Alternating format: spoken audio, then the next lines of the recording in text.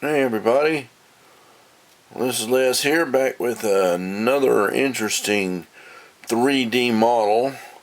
This time, I think it's from the Darkstalkers game. It's Jon Talbain. He's a werewolf, obviously. And it's the first werewolf anything I've been able to paint, golly, in so long that I can't even say. And even though it's a stylized, animated style werewolf, I mean, what a character! Look at the teeth on that thing. I mean, look at the sheer presence of this figure. It's really different than anything I normally ever do.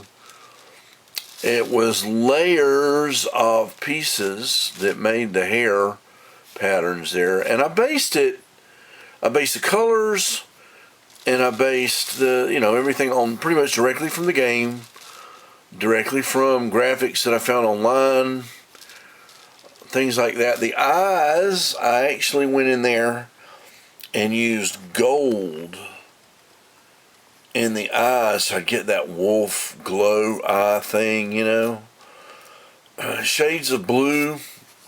It's a blue-gray. I think I used ultramarine Vallejo with actually a medium gray for the fur blue. And then I used straight out of the bottle violet purple for the pants. I mixed the sort of orangey yellow for the sash there. And I mixed ivory and light yellow for the claws and toes and all, and then came back with a wash of yellow, and then took one of my favorite colors to use, which was the wood. There's a wood grain. It's this fantastic, almost wash color, beautiful brown. And I did that right at the nail line where it meets the hands and feet, just to delineate, so that you don't have this solid block of color coming out, because that looks dull for one thing, and it gives it that sort of yellowed claw look. I did the same basic thing with the teeth. I think the teeth are a little bit of mix of yellow and ivory with a wash or two of the wood grain, and then the gums are a pink made with ivory and transparent red, and the wood grain mixed in with that. So, and the same thing with the inner ears there, that sort of pink color on the ears. I did a light wash on the eyes, then came back and did ivory, almost pure. Now the white of the fur, here's the interesting thing about that, is I never use pure white. Like somebody will say, okay, paint this part white. Well, white is a deadly color. It's, for one thing, you can't go anywhere with it. You can't lighten, you can't do anything. I think this napkin, maybe, this piece of Kleenex is white. And they look almost the same in light. See that? See the way that the effect is? But the thing is to paint it white, it just kills it, would kill it. So what I did was I mixed a light gray with I think I used ivory.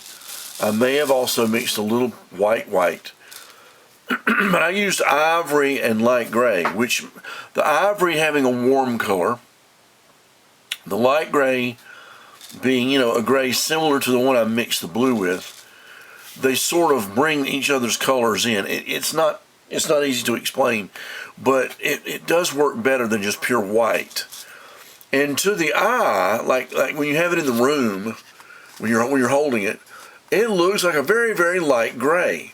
But on this camera, to be photographed, it just looks white. The camera only sees white there.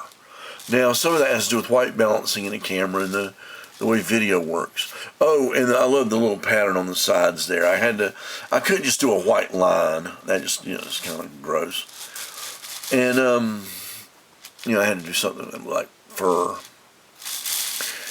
I didn't mind doing that with the feet. I think the feet are just sort of solid. Oh, the base real quick. Yeah, I did a black border. You know, this is like a remote, a game remote.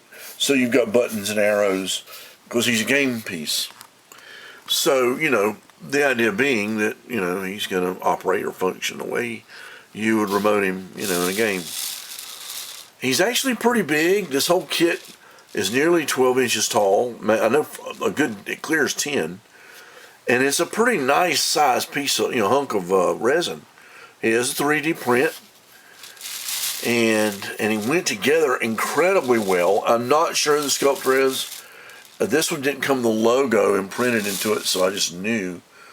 But the 3D modeling is exquisite. The balance is incredible because he's not glued into that base right now. I saved that for later. We'll glue him in later. But what a piece, you know? I mean, what a powerful looking figure. And he was just fun to paint. He was just fun. The thing is, I wasn't sure the face, the head, could carry the rest of the body because it's such a simple graphic style. But dang if that doesn't sort of bring it all together, you know. And I had more fun painting this. I thought it was going to be a paint by numbers. This is not going to be anything I'm going to like or enjoy. It's going to be dull. I dreaded it in a way. I put it off. I had some other projects I was doing, and I put it off for a few days. I just couldn't do it. And I didn't do any real shading on the gray area or anything. I let the shadows do that. I put a solid coat on there. But this thing has such amazing shading and such amazing sculpting.